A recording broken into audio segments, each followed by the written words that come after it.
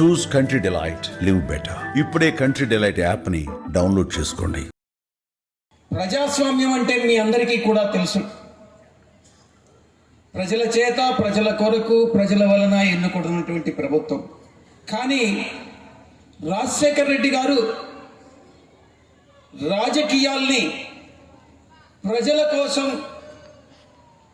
ప్రజల వలన, ప్రజల మనసును ఎరిగి తెలుసుకొని రాజకీయాలు, పార్టీ అంతర్గత వ్యవహారాలు అన్నిటినీ కూడా నడిపి అటు పార్టీలో ఉన్నటువంటి కార్యక్రమాల్లో, పార్టీలో ఉన్నటువంటి నాయకులను కానీ, కార్యకర్తలను కానీ, సాధారణ ప్రజలను కానీ ప్రతి ఒక్కరిని కూడా సంతృప్తిపరిచి అటు పరిపాలనలో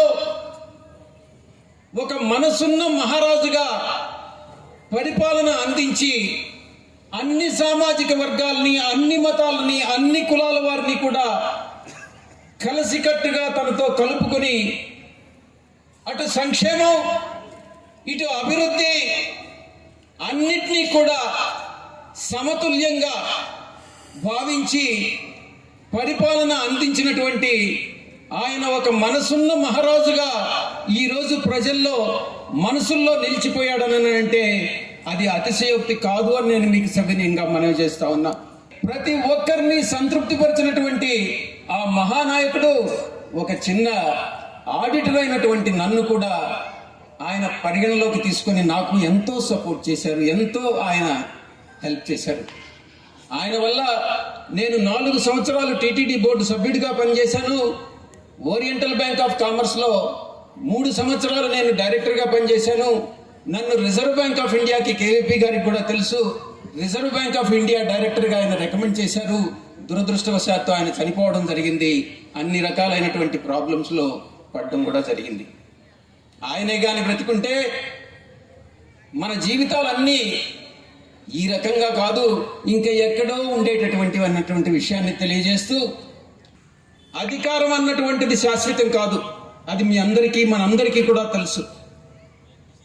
కానీ ఈరోజు జరుగుతున్న రాజకీయాలు అధికారం రాగానే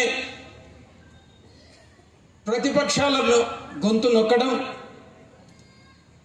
ప్రతిపక్షాల నాయకుల్ని ఒక శత్రువులుగా చూడడం ఒక ఆనవాయితీగా మారింది. అంటే కక్షపూరితమైనటువంటి రాజకీయాల్ని ఈరోజు ఆంధ్ర రాష్ట్రానికి తీసుకొస్తున్నారు. నేను ఒక్కటే చెప్తున్నా, ఇవి ఎప్పుడు మొదలు ప్రారంభించబడ్డాయో నాకు తెలియదు, కానీ ఇది మంచి ప్రెసిడెంట్ కాదు అన్నటువంటి విషయాన్ని నేను ఈ సభాముఖంగా మీ అందరికీ కూడా తెలియజేసుకుంటా ఉన్నా.